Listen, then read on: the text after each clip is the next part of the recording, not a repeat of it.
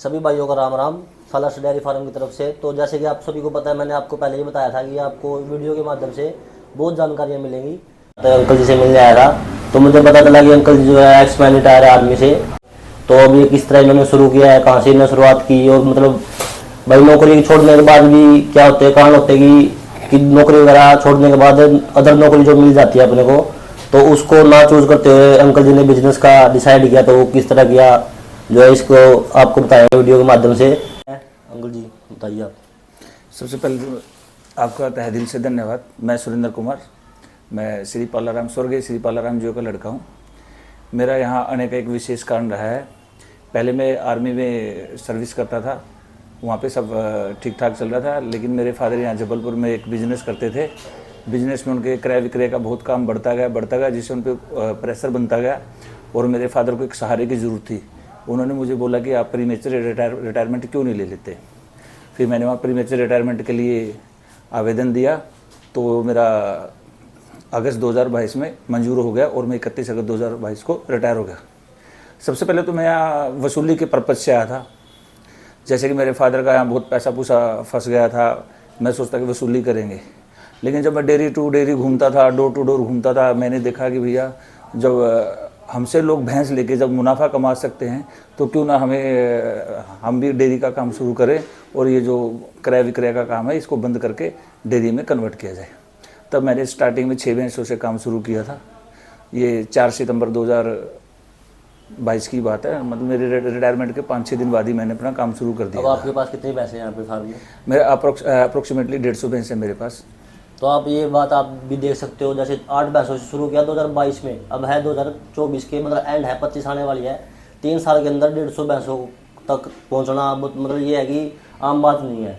मतलब बीच में संघर्ष वगैरह बहुत ही किए होंगे अंकल जी ने। तो कैसे किए शुरुआत, मतलब कैसे बढ़ाई भैंसें, क्या काम कैसे बढ़ाया, कैसे हुआ, तो वो बताएंगे आपको और आपको फार्म भी दिखाएंगे धीरे धीरे।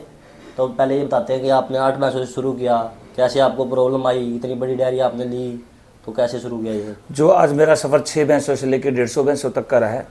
वैसे तो इसका पूरा श्रेय मेरे फादर स्वर्गीय फादर को जाता है, क्योंकि एकदम से कोई ऐसे कर नहीं सकता। जो मेरे फादर की जो पिछली 30-40 साल की मेहनत थी, वो जो उन्होंने हमें एक प्लेटफॉर्म बना के दिया, हमने उसको सुचारू रूप से आगे बढ़ा रहे हैं। और जो मेरे फादर ने जो हमारे लिए किया, हम सोचते कि उसको आगे बढ़ाए। जब हमने 6 भैंस से शुरू की थी, तब से हमारी पहले दिन से ये सोचते कि भाई फादर के नाम को ऊपर रखें। तब हमने 6 भैंसों से काम शुरू किया। तब हमने एक ऐसे फॉर ए ट्रेनिंग पर्पज़ हमने शुरू में 6 भैंसें डाल के देखी थी कि देखते एज ए डेमो कि देखते कैसा क्या होगा। भैंसों हमारा ठीक ठाक चला। देन हमें सोचा कि आगे इस काम को एक्सपेंड किया जाए। तो जैसे कि आप सब मतलब ये पता है आपको कि मतलब डेयरी चलाना मतलब बहुत वो है, और आपने मतलब 6 भैंसें डाली और वो भी दूसरे प्रदेश में आकर के, और आपके पास यहाँ पे मतलब डेयरी वगैरह ज़मीन वगैरह भी नहीं थी अपनी डेयरी करने के लिए, तो आपने किराए से डेयरी ली। मतलब इतनी हिम्मत वगैरह आपने जुटाई काम करने के लिए, तो मतलब कैसे? देखो, किसी भी काम को करने के लिए अगर आप किसी भी फील्ड में चले जाओ, हिम्मत तो आपको जुटानी पड़ेगी। चाहे वो आप एक छोटे काम से लेके बहुत बड़े काम तक चले जाओ, हिम्मत तो आपको जुटानी पड़ेगी। लेकिन हमारा बैकग्राउंड भी थोड़ा आर्मी का रहा था। हार्ड वर्क में हमारी बहुत बिलीव रहते हैं कि हार्ड वर्क करो भैया, ऑनेस्टी से चलो। तो ये हमें पहले से सिखलाई मिलती है इन चीज़ों की। दूसरा, यहाँ पे आने जाने के लिए तो हमें इतनी कोई समस्या नहीं थी, क्योंकि हमारे फादर का यहाँ पहले से काम था। हाँ, रही डेयरी फार्मिंग का अगर हम बोला जाए तो डेयरी फार्मिंग में तो शुरू में तो बहुत कष्ट आया, क्योंकि इतना आसान भी नहीं है कि जो जैसे लोग बोलते हैं। लेकिन अगर आप सिस्टमेटिक करो तो इतना मुश्किल भी नहीं है। अभी मेरा लगभग मान लो 7.5 से 8 के बीच में मेरा एवरेज रहता है अभी सर्दियों में, और गर्मियों में मेरा एवरेज रहता है 6.5 से और 7 के बीच में। हमारी कोशिश ये रहती है कि भैया दूध का एवरेज मेंटेन करके चले, इसलिए नया माल भी डालते रहते हैं। जो पुरानी भैंसें उनको भी मेंटेन करके चलते हैं। मतलब बहुत सारी चीज़ें इसमें रहती है कि ऐसे नहीं कि भैया आपने सोच लिया मेरी 8 की एवरेज होनी चाहिए और ऐसी ही हो जाएगी। बहुत सारा आपको खिलाई पिलाई से लेके ब्रीड से लेके सारी चीज़ों पे आपका खुद का सुपरविजन भी अच्छा रहना चाहिए, तभी जाके आप इन चीज़ों को मैनेज कर पाओगे। तो अब यहाँ पे आए हैं तो आपकी डायरी भी दिखा देते हैं सबको। जी जी सर। और उस हिसाब से फिर आप वहाँ पे भी बातें कर लेंगे और उनको बता भी देंगे क्या कुछ है, कैसे मैनेजमेंट आपकी। जी जी आप बता दो जरा। जी जी। तो आप यहाँ पे देख सकते हो सामने जो है अंकल जी की डायरी चल रही है। यहाँ पे भैंसें हैं 150 के करीब। तो आपको भैंसें दिखा देते हैं। ये भैंसें हैं यहाँ पे। तो कब किस टाइम आप काम को शुरू करते हो, किस टाइम से आपकी एंडिंग है, कैसे खत्म होता है काम? अप्रोक्सीमेटली हमारा सुबह 3 बजे काम शुरू हो जाता है। अच्छे स्टाफ का हमने नियुक्ति कर रखी है। अच्छा स्टाफ होने की वजह से हम मान लो 10-5 मिनट 20-25 मिनट लेट भी आ जाए, कोई ऐसा नहीं। हमारा काम 3-3:15 बजे सुचारू रूप से शुरू हो जाता है। फिर जैसे मैं आके फिर काम तो इनका पहले से डिस्ट्रीब्यूट हो रखा है कि ये बंदा क्या करेगा, ये बंदा क्या करेगा, तो काम शुरू रहता है। फिर तकरीबन 6 बजे तक हमारी धुलाई हो जाती है, तो दूध दाद लेने वाले शुरू हो जाते हैं, तो उनको दूध दाद दे देते हैं, तो फिर आगे फिर भैंस नहलाते हैं। 10-11 बजे तक चलता रहता है ऐसे। मेन बात तो ये होती है कि मैनेजमेंट अच्छी करनी होती है। मैनेजमेंट अच्छी होगी तो फिर काम भी अच्छा होता है, अपने ऑटोमेटिक ही काम जो है अच्छा चल जाता है, अगर मैनेजमेंट अच्छी हो तो। अगर वो मैनेजमेंट टाइम से ना हो, दूध टाइम से ना निकले, टाइम से खाना नहीं देंगे, तो दूध में फ़र्क आता है, सब चीज़ों में फ़र्क आने लग जाता है। तो अब आप ये भी सोच सकते हो कि अंकल जी जो मतलब आर्मी से टायर है तो टाइम के पक्के होते हैं, आपको ये बात तो वैसे ही पता होती है आर्मी वाले। तो उस हिसाब से अब आप देख भी सकते हो टाइम टू टाइम काम करना, और जो क्या है ऐसे करते हैं। तो अब आपके पास 150 भैंसे है, तो 150 भैंसों का दूध जो है कितना है? लगभग हम 8 के एवरेज के आसपास रखने की कोशिश करते हैं। कभी 7.5 की एवरेज होगी, कभी थोड़ा ऊपर चलेगी। 8 के एवरेज का लगभग हमारा टारगेट रहता है कि 8 के एवरेज पे हम सर्दियों में काम करें, और गर्मियों का हमारा टारगेट रहता है कि 6.5-7 के एवरेज पे काम करें। क्योंकि जब मई जून का महीना होता है ऑटोमेटिक उसमें दूध थोड़ा कम हो जाता है गर्मी के कहर से, जैसे कि आप जानते ही हो। हाँ, मतलब 150 भैंसे है। जी जी जी। तो 150 भैंसों में कितना दूध है? 1100 के आसपास दूध है। तो अब यहाँ पे फार्म पे आपका मतलब 150 भैंसों के अंदर 1100 लीटर दूध है। तो आप 1100 1150 मतलब का अभी तो थोड़े दिन पहले 1200 भी हो गया था। थोड़ा तो कम ज़्यादा होता रहता है, मौसम की मार भी पड़ती रहती है, भैंसें निकलती भी रहती है, आती भी रहती है। जी जी जी। थोड़ा बहुत बीमार से लेकिन यही है 150 भैंसों में फिर भी 1100 लीटर 1200 लीटर दूध होना मतलब बहुत वो है। हाँ, सर्दियों का अपना टारगेट यही रहता है कि 7.5-8 के एवरेज लेके चलते हैं, और गर्मियों में हम 6.5-7 की एवरेज लेके। जैसे कि फार्म पे सबसे ज़्यादा दूध देने वाली भैंसें आपके पास कितनी भैंसें हैं? हमारे पास तकरीबन 60 से 65 भैंसें हैं, जो अभी मतलब पूरा 12 से 13 लीटर 14 15 लीटर तक भी भैंसें दे रही है, और 10-11 भैंसें हमारे पास ऐसी भी जो 17 18 लीटर दूध दे रही है। तो आप जैसे कि डेयरी में देख भी सकते हो, यहाँ पे काम चला हुआ है, दूध निकल रहा है, आपको वो भी दिखाएंगे आराम आराम से। और मतलब जो एवरेज होता है, मतलब कम से कम कितना दूध देती है भैंस नीचे से नीचे, मतलब भाई 5 लीटर 6 लीटर कितने लीटर की भैंस आपके पास जो है कम से कम? देखो, अगर डेयरी फार्मिंग की हम बात करें तो 5-6 लीटर का तो कोई मतलब नहीं डेयरी में। जी जी। कम से कम 12 लीटर की भैंस को आप डेयरी के फार्मिंग के मकसद से लेके चलो। अगर उससे कम तो कोई मेरे हिसाब से तो कोई मतलब नहीं है। 12 लीटर की भैंस ही आपको कुछ बचा के दे सकती है। और आपके मतलब जो मैक्सिमम प्राइस कितना आपकी भैंस होगा, कितने से मतलब कितने तक का है? भैंसें तो हमारे पास 80-85 हज़ार रुपये से लेकर 1,60,62 हज़ार तक की भैंसें हैं। तो आप मतलब ये अब चैनल के माध्यम से हम आपको बताएंगे कि हम कैसे शुरुआत की है, कैसे ये मतलब इन्होंने किया है, वो भी बताएंगे।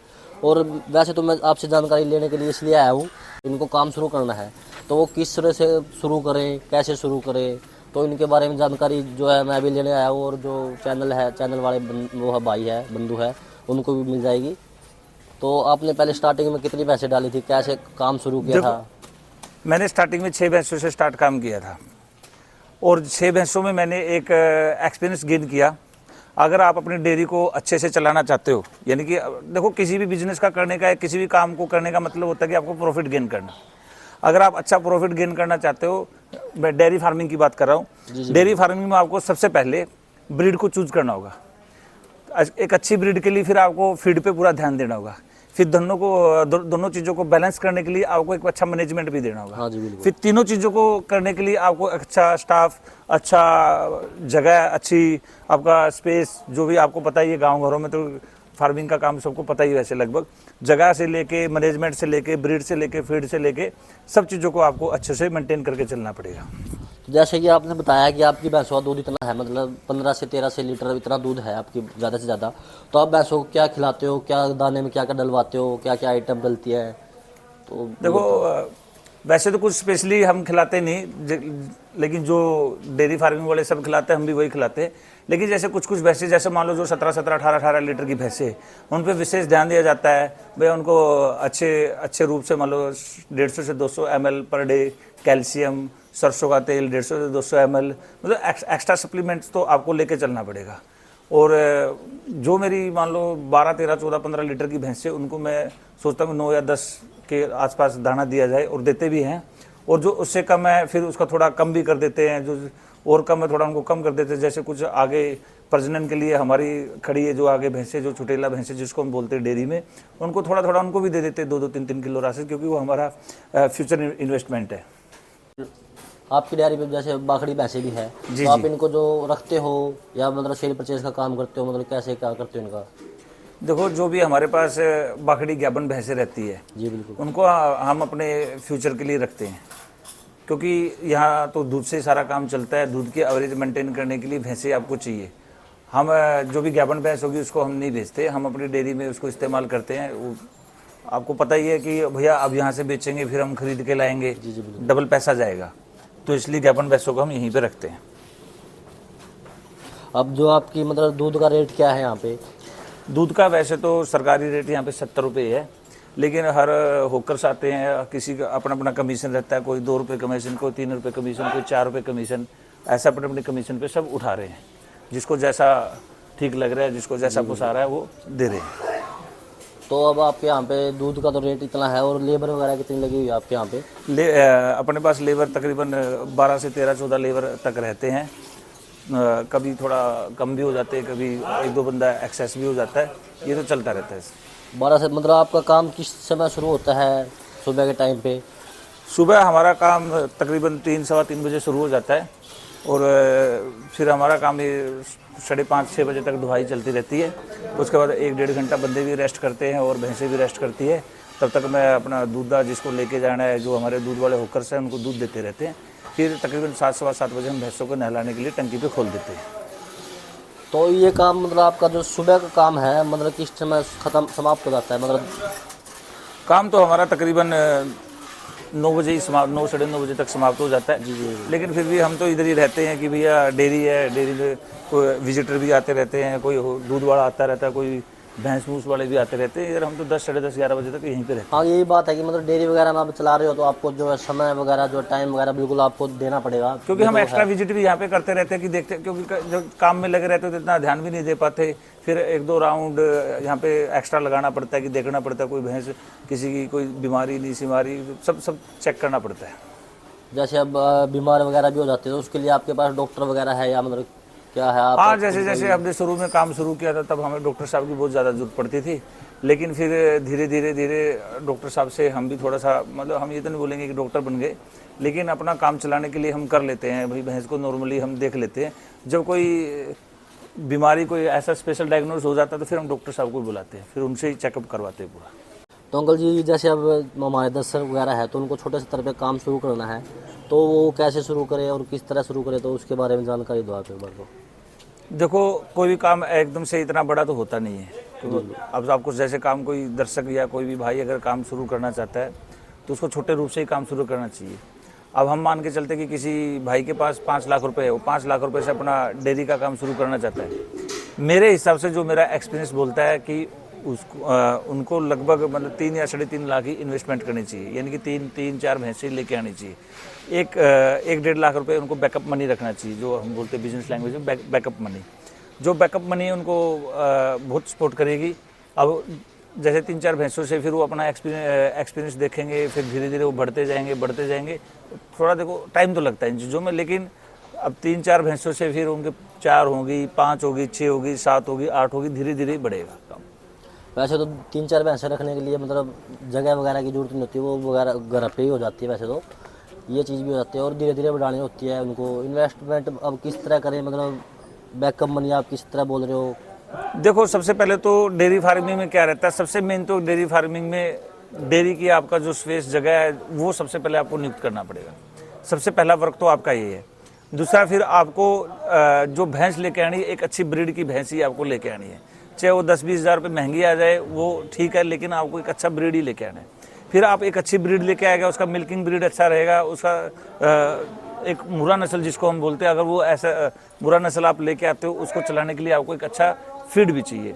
भैया अगर आप 12, 13, 14 लीटर की भैंस लेके आ रहे हो तो आप उसको मेरे हिसाब से 8 से 10 किलो के हिसाब से पर डे आपको उसको देना है।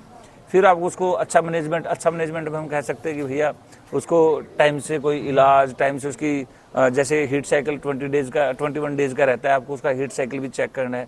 कई बार किसान भाई क्या करते हैं, क्या हमारे यहाँ बहुत सारे डेयरी वाले भी है, क्या करते हैं भैंस को लेते टाइम तो दूध नाप लेंगे, भैया भैंस का दूध नाप लिया 16 लीटर, लेकिन वो ये नहीं देख पाते कि भैंस ने 16 लीटर दूध दिया कितने दिन।